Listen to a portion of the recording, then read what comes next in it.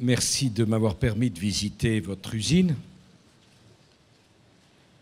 Vous savez que je tiens beaucoup au maintien de la France comme terre de production et à ce que nous gardions nos usines. Je sais que la crise suscite dans chacune de vos familles beaucoup d'inquiétudes. D'abord parce que vous percevez la gravité de la crise. Ensuite parce que vous en percevez la complexité. Et enfin parce que vous avez compris que la crise est mondiale et donc il faut une coordination des principaux pays pour apporter une réponse à cette crise. J'aurai l'occasion de parler plus longuement de cette question dans un autre cadre. Mais ce qu'il convient de savoir et de réfléchir, ce à quoi il faut réfléchir, c'est qu'est-ce que nous, Français, nous devons faire pour que vos enfants, vos familles, vos emplois soient protégés dans le monde tel qu'il est aujourd'hui. Il n'y a pas besoin des autres pour réfléchir à ça. Pour apporter des réponses à la crise financière, on a besoin des autres. Et on doit travailler avec les autres. Mais il y a le travail qu'on doit faire, nous, Français. Il y a une réponse et une seule dans le monde d'aujourd'hui pour protéger notre modèle social. Cette réponse, c'est l'innovation, c'est l'investissement et c'est la recherche. Nous n'avons pas d'autre choix. On ne peut pas refuser le monde. Parce qu'admettez qu'on se mette de notre coin à bouder, à dire qu'on est seul. Est-ce que vous pensez que ça va faire arrêter les Indiens, les Chinois, les Indonésiens, les Américains de travailler? Le monde, il est là. Et la bataille se jouera sur la formation de nos jeunes et sur l'investissement de nos entreprises. C'est vraiment la seule réponse possible. Il n'y en a pas d'autre. Toutes les autres réponses, ça consiste à mettre la poussière sur le tapis, à repousser les échéances à des lendemains qui ne chanteront pas, qui déchanteront. Hier, je parlais aux universitaires pour leur expliquer pourquoi nous avons choisi l'autonomie des universités. Et aujourd'hui, je suis ici et chaque mois, j'irai une fois par mois dans un lieu où s'est appliqué où se sont appliqués les investissements d'avenir. En 2009, j'ai proposé que la France emprunte 35 milliards d'euros malgré la crise, à cause de la crise, pour investir. Dans le projet dont Xavier a parlé, qui est un projet qui concerne l'ensemble de votre filière et votre usine, qui conditionnera l'avenir de vos emplois, qui est de l'ordre de 200 millions d'euros, les investissements d'avenir, c'est 64 millions d'euros. Le problème de notre pays est simple, il faut investir davantage que nous l'avons fait jusqu'à présent. Vous êtes dans une filière que nous avons déclarée filière stratégique et filière d'avenir. Pourquoi? Parce qu'on n'a pas de pétrole, parce qu'on n'a pas de gaz, parce qu'on n'a pas d'énergie fossile. Et tout ce qui pourra réduire notre dépendance aux importations d'énergie extérieure doit être favorisé. Avec Nathalie Kosciusko-Morizet, nous avons pris l'engagement que dans 8 ans, la France aura le quart de son énergie en énergie renouvelable. Donc on est clairement dans le diester, enfin, première génération, deuxième génération, peu importe, ça c'est votre choix, c'est vos décisions. Mais nous, dans 8 ans, 25% de notre énergie sera de l'énergie renouvelable. Et vous aurez un rôle majeur à jouer. Simplement, si nous ne voulons pas que ce soit les autres qui prennent les parts de marché, il faut qu'on vous aide à investir d'ores et déjà dans la deuxième génération. Vous avez été les premiers pour la première génération. Le mot diester, en quelque sorte, a été inventé ici. Mais à quoi servirait-il d'avoir été les premiers pour la première génération et de laisser cette première place pour la deuxième génération? Voilà. Et c'est pour ça que nous avons voulu mobiliser toutes les marges d'argent public dont nous disposions pour vous aider à investir. Alors la région, le département, la communauté de communes, tous les acteurs publics, et je les en remercie, ont mis de l'argent. Mais si l'État n'apporte pas ces 64 millions, les opérateurs locaux et régionaux ne peuvent pas porter seuls des projets de l'envergure qui sont les projets que vous allez connaître dans cette usine. C'est la seule réponse possible. C'est pour ça qu'on a supprimé la taxe professionnelle, c'est pour ça qu'on maintient le crédit impôt recherche. Et je tenais à venir ici parce que je souhaite que l'on réhabilite la filière chimique. Il n'y a pas de grande économie sans industrie chimique. Et j'ai été de ceux qui n'ont toujours pas accepté qu'on ait laissé disparaître Pechiney.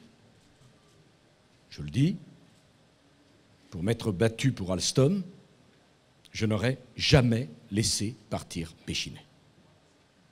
Il n'y a pas de grande économie sans chimie. La chimie, il faut que nos compatriotes arrêtent de la voir comme quelque chose qui pollue, comme quelque chose qui est dangereux. La chimie, c'est la vie quotidienne. Et tout ce qui est dans la biochimie, la chimie végétale, c'est de la chimie durable. Donc il est très important qu'on soit sur ce rendez-vous. J'ajoute, et Xavier Belin le sait bien, parlant sous le contrôle de Bruno Le Maire, que de surcroît, grâce à vous, des agriculteurs vivent de leur production. Tout ce qui est transformé ici vient d'un bassin de production avec qui vos responsables ont contractualisé. Donc, c'est gagnant pour les agriculteurs qui peuvent développer une pluriactivité et c'est gagnant pour l'économie française. Donc, c'est clair, voilà ce que l'on doit faire, voilà la direction que l'on doit retenir. Alors, naturellement, vous connaissez la situation financière du pays.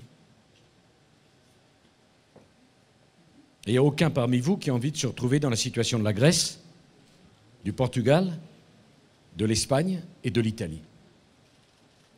Donc si on choisit massivement l'investissement, car la réponse à la crise c'est l'investissement, il faut avoir le courage de diminuer les dépenses de fonctionnement. On ne peut pas, on ne peut plus continuer au niveau de dépenses qui est le nôtre. Et c'est la raison qui m'a amené à ne pas remplacer un fonctionnaire sur deux partant à la retraite. C'est pas que je pense que le travail d'un fonctionnaire c'est facile.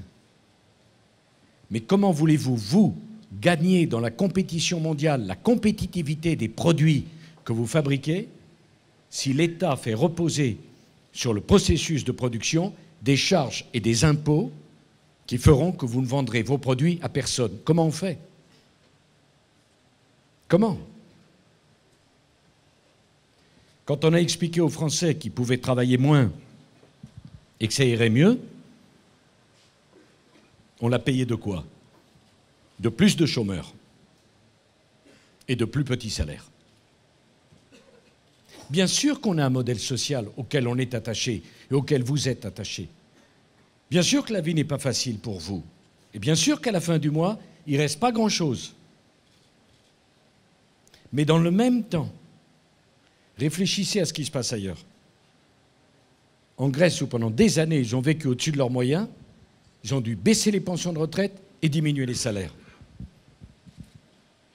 Quand on refuse les réformes et quand on pense qu'on peut moins travailler alors que les autres travaillent plus, le résultat se trouve là. Il n'y a pas d'autre choix. Pourquoi nous avons voulu les heures supplémentaires que vous utilisez ici?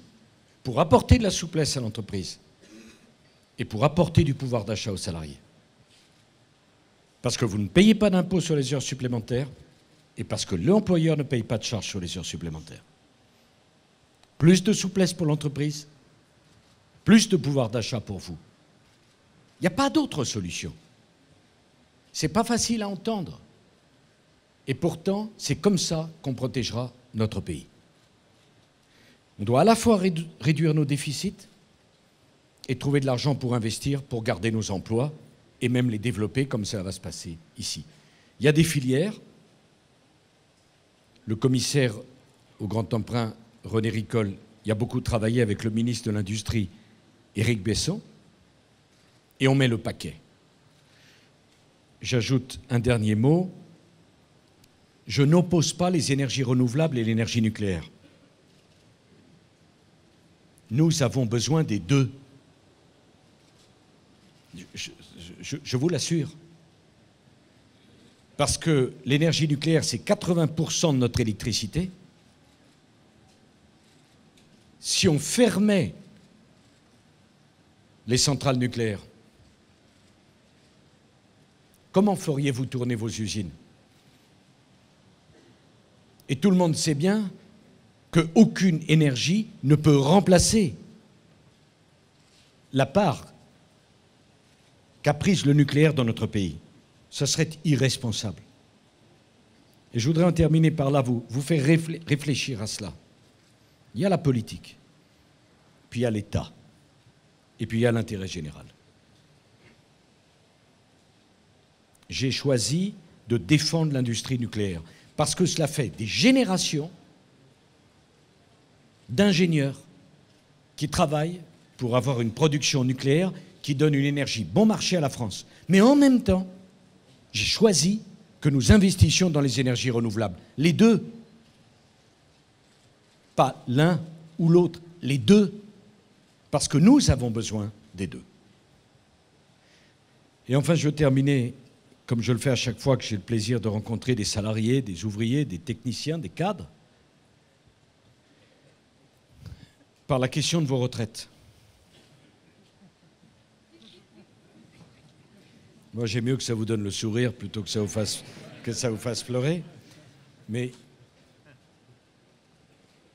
je crois qu'il n'y a pas d'autre solution en France que de dire la vérité aux gens.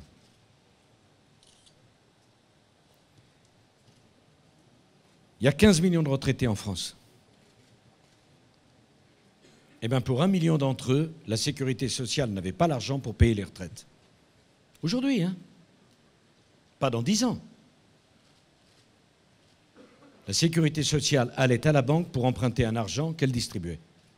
Qui peut penser que ça pouvait continuer comme cela? Qui?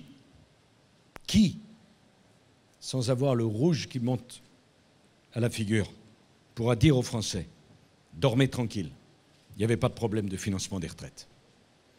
Bien sûr, quand il a fallu faire la réforme, j'ai pu compter sur le soutien d'Éric Woerth, sa compétence et son courage. Tout le monde disait oui, il faut une réforme, mais pas maintenant. C'est jamais le moment. Hein? C'est un peu comme on parle à ses enfants, mets-toi à ton travail. Non, plus tard. Et puis naturellement, ce n'était pas la bonne réforme, il y en avait d'autres. La réforme est passée. Elle a provoqué votre mauvaise humeur. Je le sais. Et je le comprends. Parce que je vous ai demandé de travailler 2 ans de plus, sans avoir d'augmentation de vos retraites. Mais mesdames et messieurs, on vit plus longtemps. Si on travaille moins longtemps, qui paiera vos retraites? Et j'ai préféré affronter votre mauvaise humeur que penser à votre colère le jour où, partant à la retraite, on vous dirait « excusez-nous, il n'y a pas de quoi la payer ». Avec la réforme que nous avons faite, vos retraites seront payées et le régime sera à l'équilibre. Il est venu le temps en France d'arrêter de rejeter les problèmes sur les autres, les générations qui suivent, de les traiter et de les résoudre. Alors, au moment où on a fait passer la réforme, j'ai entendu que tout le monde promettait qu'il reviendrait dessus. C'est plus discret maintenant. Personne ne reviendra dessus. Parce que tous les pays au monde savent bien que quand on vit plus longtemps, on restera plus longtemps à la retraite et on doit donc cotiser plus longtemps. D'ailleurs, ça concerne moins vous que vos enfants, car vous cotisez pas pour vous, vous cotisez pour vos parents, selon le système de solidarité. Alors si vos enfants rentrent plus tard sur le monde du travail parce qu'ils font des études plus longues, s'ils partent plus tôt parce qu'on n'a pas le courage de faire la réforme des retraites, et si entre-temps, on devait recommencer avec cette véritable folie que furent les 35 heures obligatoires et administratives, vous resterez plus longtemps à la retraite, mais ceux qui payent vos cotisations resteront moins longtemps au travail. Vous croyez que ça peut marcher ? Qui pense que ça peut marcher? Qui imagine une seule seconde que ça peut fonctionner un système pareil? Personne. Voilà. Alors c'est curieux. Je viens et je vous parle de ça. Mais je voudrais vous le dire en conclusion. C'est ma façon de vous respecter. J'ai trop vu des inaugurations. On se disait des choses si gentilles et si superficielles qu'on avait oublié à la minute où on partait. Moi, je vais vous dire les choses telles qu'elles sont. Notre pays va s'en sortir. Vous avez un avenir. Dans la compétition internationale, non seulement on peut survivre, mais on peut être parmi les premiers, à condition d'investir et de travailler. Le travail n'est pas l'ennemi. Le travail n'est pas une aliénation. Le travail est une libération. Ce qui aliène, c'est le chômage. C'est l'assistance. C'est quand on est renvoyé à 52 ans chez soi en pensant qu'on ne sert plus à rien. Ce que veulent les familles de France, c'est un travail pour eux et pour leurs enfants. C'est le travail qui va nous permettre de nous en sortir. Comme vous-même, dans vos familles, vous le dites à vos enfants. Y en a-t-il un seul ici qui dit à ses enfants « Travaille pas, ça s'arrangera ». Enfin, s'il y en a un qui le dit, disons qu'il est original et qu'il peut avoir de mauvaises surprises. Voilà. Eh bien, pour un pays, c'est le même enjeu. Il faut que vous ayez confiance. Il n'y a aucune raison que la France ne reste pas à la tête des grands pays développés. Mais il ne faut pas compter sur les autres pour nous protéger. Il faut compter sur nous-mêmes, sur la qualité de nos chercheurs, sur l'avenir de nos universités, sur l'amélioration de la compétitivité de nos entreprises, sur les investissements qu'on va faire et sur votre engagement. À ces conditions-là, le monde d'aujourd'hui nous réserve des possibilités immenses, immenses, immenses. Alors je sais bien qu'aujourd'hui, il y a des protestations. C'est normal dans une démocratie. Mais les emplois qui sont en cause, ce n'est pas les emplois de la fonction publique. C'est les emplois de l'industrie, c'est les emplois de l'entreprise, c'est les emplois qui sont exposés à la concurrence. Et mon devoir de chef de l'État, c'est d'abord de penser aux ouvriers, aux salariés et aux cadres qui sont lancés dans la compétition internationale et qui ont besoin du soutien de l'État. Plus que de penser à ceux qui ont un travail difficile, mais qui ont un statut qui les protège. Vous êtes exposés. C'est pour ça que je dois d'abord être avec vous. Plus qu'avec d'autres qui, par ailleurs, quelle que soit la difficulté de leur métier, et les grandes, sont protégés dans leur statut. Et puis enfin, Merci de m'avoir réservé le soleil de l'Oise. Ça fait du bien.